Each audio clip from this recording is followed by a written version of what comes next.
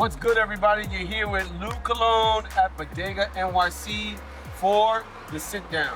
And I'm Alex, and we're at 321 4th Avenue, Park Slope, Brooklyn. We are here with the man who needs no introduction, the incomparable, the man, the myth, the legend, Coss Marte. How are you today? I'm good, blessed. I really can't complain too much. Yeah, man. I'm so happy to see you and fucking come out to the store. I appreciate it. We've looked up to you as two operators, two Latinos, for all the work that you've done, not only just as a businessman, but also on the advocacy side and, getting the message out there about social equity and social justice, because I feel like people get a little confused with the CARD program. I feel as much as it is social equity, because the stats show that over 90% of people that were incarcerated for cannabis were, people of color.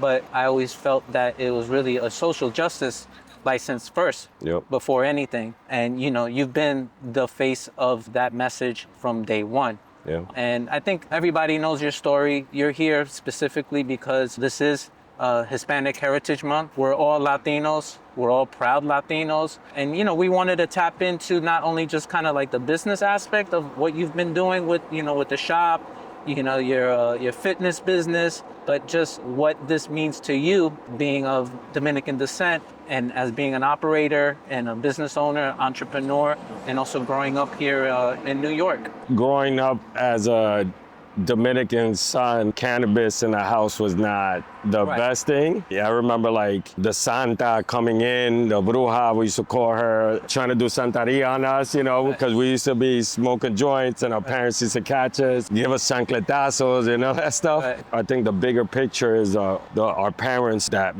were strict in that part now respect us for what we're doing, Right. Even though they still probably, some parents, old school parents don't frowned upon it, but I know my mom is still saying to me, I don't like what you do, but I'm proud of you because you're helping others, you're giving more knowledge, you're, escalating from where we were. My mom grew up in DR in the Campo, in Tabalero and Canete, where they were eating dirt off the ground, for breakfast, taking baths in the river. Like, people don't know that was just like a generation away from us now, having an apartment in New York City, in Manhattan, where I can live at, where most people can't live. For our parents to take that journey and that risk, I don't know how I would do it today, to move to another country, not knowing the language. Yeah. And I think as Latinos in general, I think we all kind of have, I think everybody's story is a little different, but I think it's a lot the same, where, like you said, you're leaving everything behind into this unknown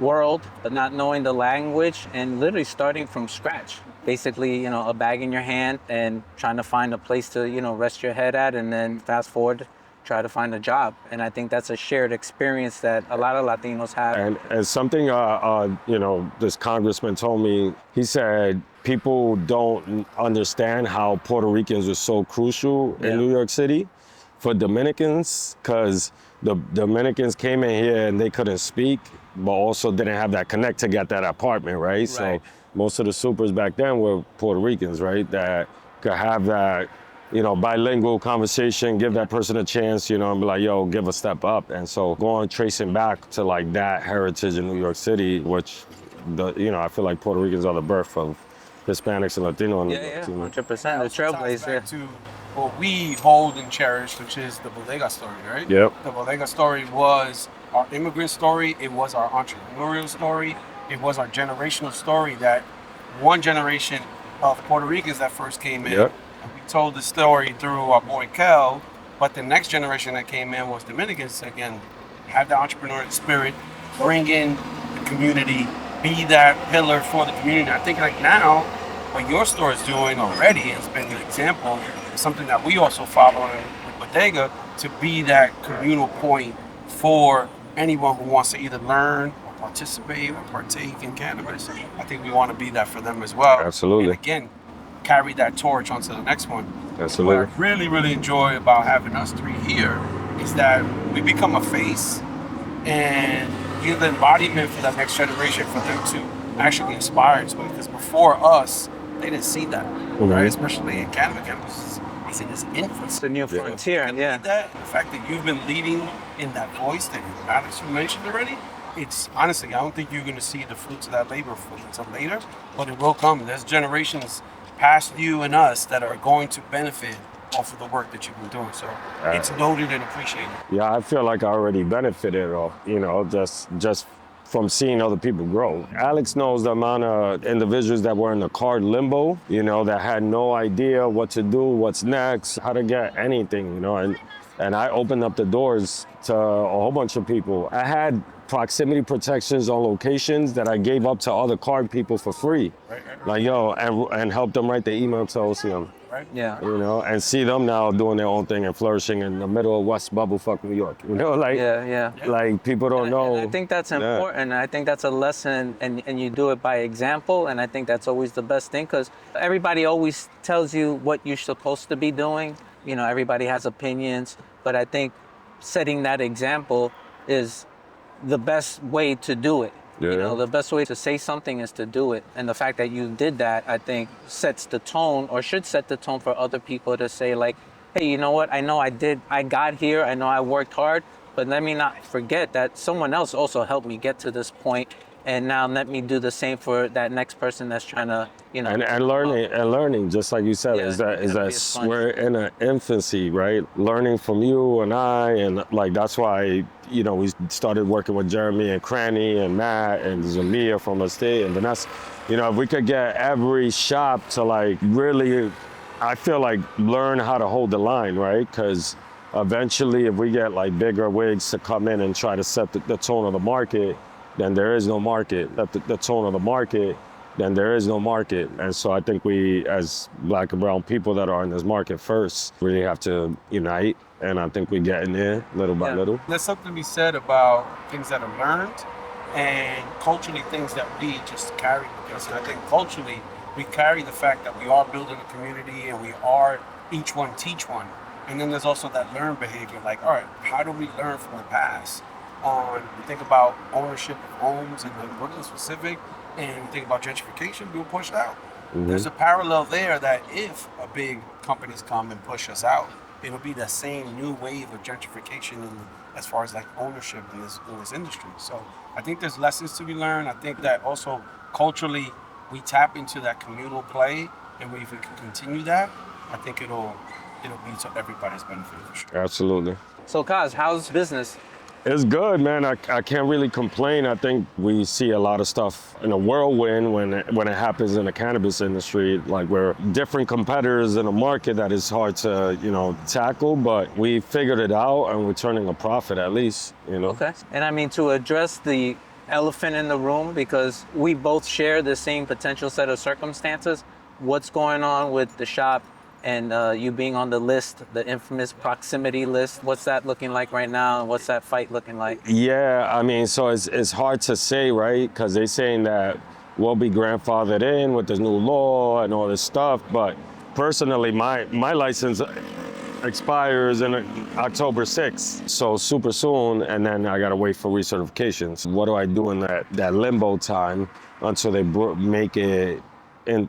Bring it into law. So you're dealing with like potentially like the bank might cancel your bank account. Yeah, we got notices from a couple systems. I told OCM and we got a lawsuit in now. Right. So the lawsuit basically granted us to like extend our ruling of the old law that was interpreted back then till February 15th. Right. So we got time, but we'll see what goes. And February 15th takes you pretty much into the legislative session, right? And that's the goal, is like, pushing us back towards like January, letting them vote, bringing this into law. Senator Sepulveda got something in writing right now, so we'll see. I think the assembly is going to be a good push, but the senators might be an uphill battle with them. Conservative, yeah. Yeah. I didn't think it's a foregone conclusion. I personally do feel that it will get resolved positively in both our cases, just because I think New York City is very unique, given the geography and how everything is so on top of each other. I mean, like, let's just say hypothetically, worst case scenario, gotta move. Where do we go? There's nowhere. There's nowhere to go in the city. But yeah, I think we'll be okay. We'll see. You know, Yeah. time is the answer to everything, and we'll find out. You having that work experience, that real life experience, and knowing that. Tell us a little bit more about your past, your upcoming. So born and raised in the Lower East Side, been there my whole life, still there, probably gonna die there. My dad had a bodega in our building, 42 Rivington between Eldridge and Forsyth. Okay. There's 3 little steps going down. It's the only bodega on that certain block. And back in the day, that there was crazy drug lines coming off our building. My dad was just somebody that worked really hard, and his friends got caught up in that world, but he fortunately never got caught up. That's what led me to hitting the streets and making more money and doing different alternative things back in the day. What part of your Dominican heritage do you attribute to, you know, your professional career and your work ethic?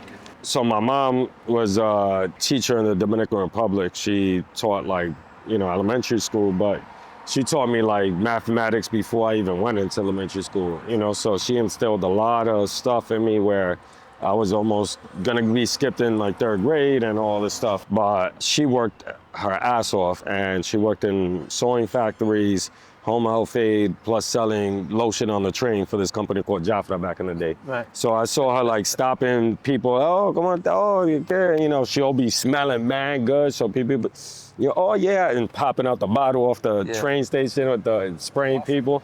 And I used to be embarrassed, but you know, I got a lot of stuff like, you know, from her just to like be open and stop somebody in the street and be able to market and sell.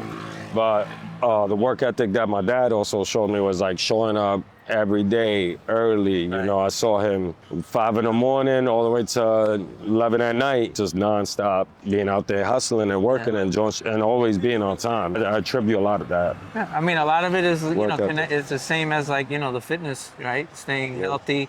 You know, it's about showing up every day and putting in the time and the work and the commitment, even in the days when you don't feel like doing it. At the end of the day, when you put in that time, it's not like you ever regret doing it, even if you are having a bad day. The fact that we pull ourselves up to get to where we got to go, because I think we're all motivated, you know, for different reasons, obviously family, but I think a lot of it is also pride, right? To your point, I get my work ethic, I think, from, not that my father doesn't work hard, but my mother. My mother was always my example that I looked up to, because my mother had me when she was 17. She didn't go to college. She became a hairdresser. My grandmother got her a job at Vidal Sassoon.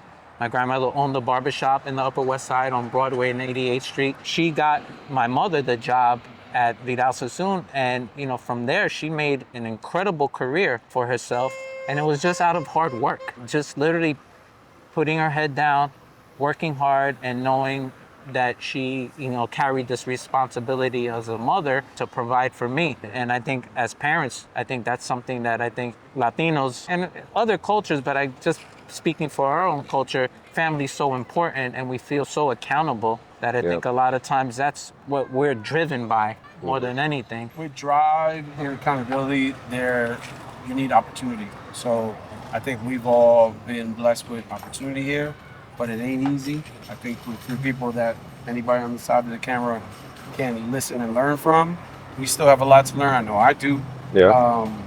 And we can hopefully each one teach one. Next year, we hope that somebody else on the other side of that camera can sit with us, can meet with Coss in one of his 3 shops and learn. We all got to learn and be open to listen, be able to take those lessons, not only from our parents, but from folks today. We appreciate you. No, thank you, man. For leading, because you have been definitely a leader in this industry, in this market, and a voice that holds weight. And you go and you speak with confidence and with the knowledge of that work, that hustle, and that drive. So we totally appreciate that. And you are an example for that next gen. Really, for me, the thing that I always looked up to you about was that a lot of people in this industry, I get it, rightfully so, get frustrated and complain, but you always have a very positive attitude towards the issues where you're more results oriented, and let's try to figure out how to fix the problem and not necessarily complain about the problem. Yeah, I tell people. Because it's very easy to just get caught up and spend 50% of your time complaining. Stop regressing, let's progress. Yeah, you know? exactly. And that's something that I've always looked up to you about, because I feel like I tend to be the same way. I try to push away that noise because it's easy to get wrapped up in, but you've been an excellent example of that and setting that example that we got to find solutions. We can spend all day complaining about what's right or what's wrong or what we should be doing, but at the end of the day, we need solutions. Yeah. I look at you as being that person, that voice of reason and being practical and expedient about like getting things done and solved. And I think that's something that people need to really pay attention to. No, I appreciate that, man. Yeah, man. No, I appreciate y'all having me. Thank you for coming to the sit down. This is like, what, the third episode now? Wait, but we didn't even get the explanation of how you came up with the name of the show. You'll resonate with this. So you get to a certain age in your life, parents can't ground you. I need to sit down with you. We need to talk, because now it's about ownership and responsibility. So I've had that sit down many times. Or you have a relationship with your partner. We gotta have to sit down and talk. Absolutely. So that's why this is based on learnings and sharing, and again, that leadership through experience and owning what we know and what we don't know. Yeah. So that sit down is essential. Also, it's always good to have a cup of coffee. Always, man. That's thing. I love coffee. What you want? A cup of coffee? Coffee and a joint. Coffee and a joint. He said, I said, you want anything with it? He said, nah, take it straight. Coffee and a joint. Straight black. Straight black. So we appreciate that. This is the life in New York City. New York City vibes that we brought. Right? And obviously, selfishly, we're gonna open up a cafe. So we're teasing the cafe for Budega. Shameless plugins, That's it. Because what you went to the Bodega for? Yeah, for coffee. A cup of coffee, right? Coffee. Easy pot of coffee. Butter toasted coffee, you know? butter Toasted coffee, that's it. Exactly. So, or bagel, snacks, cream cheese with jelly, raisin bagel. That's it. Yeah. And then obviously we went to chopped cheese and everything, but before that, it was just some fucking snacks and a cup of coffee. Yo, you had $1, you used to buy the quarter juice, the quarter fucking bag of chips, the quarter bag, the quarter fucking 2 roll cinnamon rolls, and you still had a quarter left. Exactly. We used to take chip-ins when we were playing ball. Everybody put 50 cents or $1 to send somebody to get chips and drinks. Or when we used to chip in for a bag of a little nickel bag, it'd be like 6 of us in that shit. Thank you again for being on with us. We appreciate you taking the time. You already know. Thank you.